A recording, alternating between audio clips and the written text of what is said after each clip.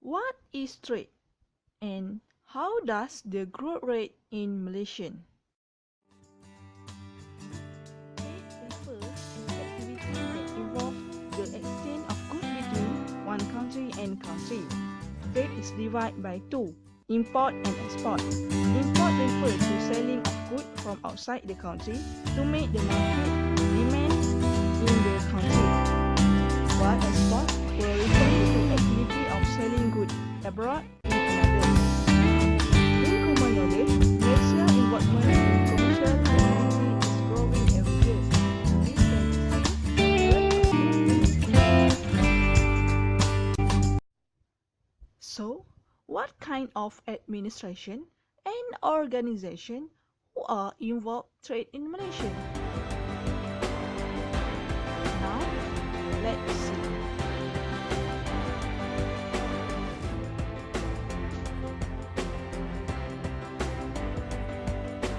Hi, I'm Rosita Tajuddin from Fikris Malaysia Sdn Bhd.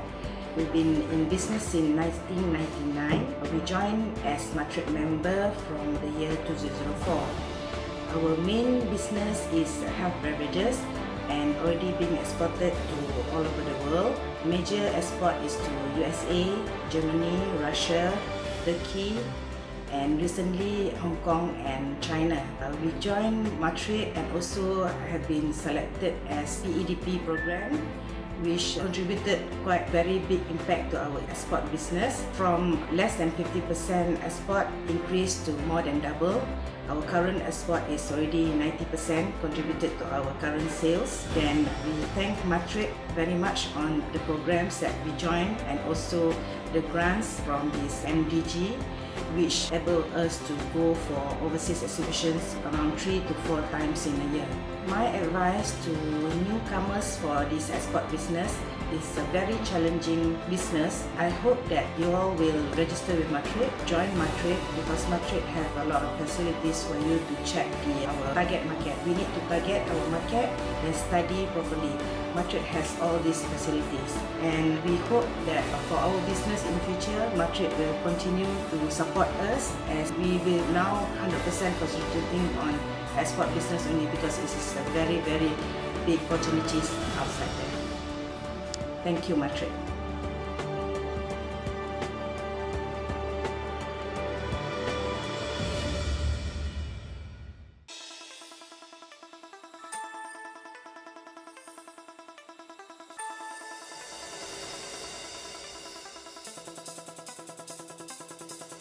MITI will continue to promote and strategize Malaysia's global competitiveness in international trade by producing high value-added goods and services, and to spur the development of industrial activities towards enhancing Malaysia's economic growth for achieving a developed nation status by the year 2020.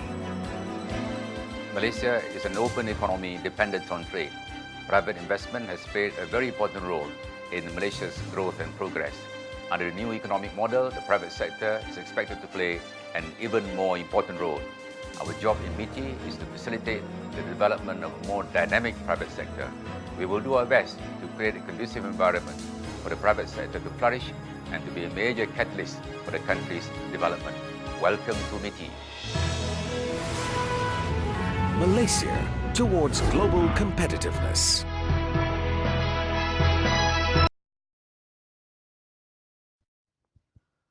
How about with analysis of program implementation agency based on SWOT analysis, strength, weakness, opportunity, and threat? Strange. Firstly, large-scale production. Due to the international trade, we must make sure that goods are produced not only for home consumption, but for export to the other country also. Nations of the world can dispose of goods which they have a surplus in the international markets. This leads to production at large scale, and the advantage of large-scale production can be obtained by all the countries of the world. Second part is increase in efficiency. Due to the international competition, the producer in a country attempt to produce better quality goods and at the minimum possible cost. This increases the efficiency and benefit to the consumer all over the world. Third is exchange of technical know-how and establishment of new industry. Underdeveloped countries can establish and develop new industries with the machinery, equipment, and technical know-how imported from developed countries. This helps in the development of this country and the economy of the world at large. The people of different countries come in contact with each other. For example, Malaysia as developing country imported car from developed country. Japan, such as Honda and Mitsubishi, for our vehicle domestic car. Therefore, technology is not only spread through the advanced class car handling but also can share knowledge about products developed country. Fourth is more employment. Besides, more employment could be generated as the market for the country's good within through trade. International trade helps generate more employment through the establishment of newer industry to cater to the demands of various countries. This will help countries to bring down their unemployment rates and thus helping to reduce poverty. Fifth is free trade and protectionism. As with the other theories, these are opposing views. International trade has two contrasting views regarding the level of control placed on trade: free trade and protectionism.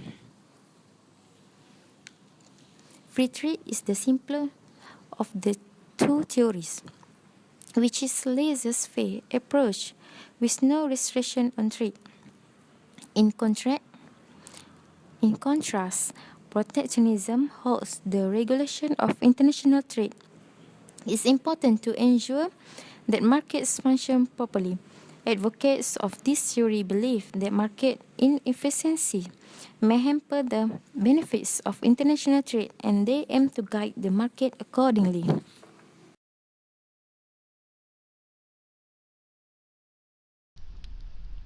The winners of the growth rate of international trade in Malaysia are limited domestic market size in Malaysia. The implementation of policy of tariff and quota have effect to activity import Malaysia. Protectionism implemented by government may invite retaliation from trading partners, protest additional protectionism and result in block to free trade. Lack of the safeguard measure against influx of low quality products into the domestic market, and they also facing the challenge of the service industry. The first agency is MITI. MITI stand for Ministry of International Trade and Industry. This agency have to promoting trade in Malaysia. Malaysia is one of the founding member of WTO. WTO stand for Trade Organization. WTO promote global trade through market opening, measure and strength of existing of establishing new rules in response to the dynamic global trending environment. For example, MITI promote the halal product to TPP countries. Second agency is METRIC.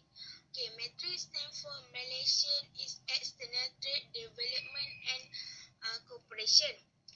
METRIC have mission to promote Malaysian export, has enabled many local companies to curve new frontier in the global market.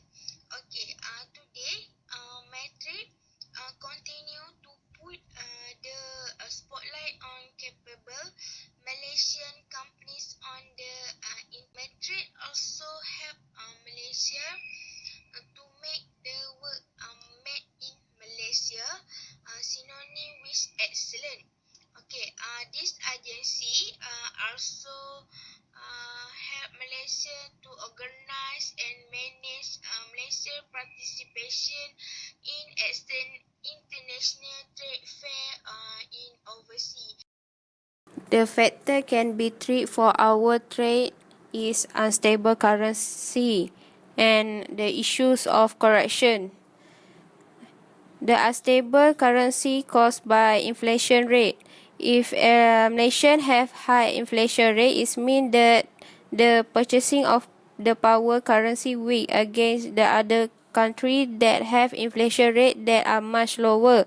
Second is public debt. Public debt is high by the government to finance the mega project will cause inflation to rise. High debt level will also cause foreign investors flee the country for fear they will bankrupt. The third is political and economic stability. Is the factor to determine the ups and down exchange rate of the country which is the country doesn't have the structure of government and a strong economy to lead the foreign investor lose confidence and get their capital into a more stable state. Then, corruption. According to Macmillan, theory of corruption can define as a public officer is corruption if he accept money and or money was for doing something that he is under duty. Corruption in our country also can lead to the focus of investment and develop is not balanced and fair. Mostly in developed country, they had a less corruption issue compared by developing countries.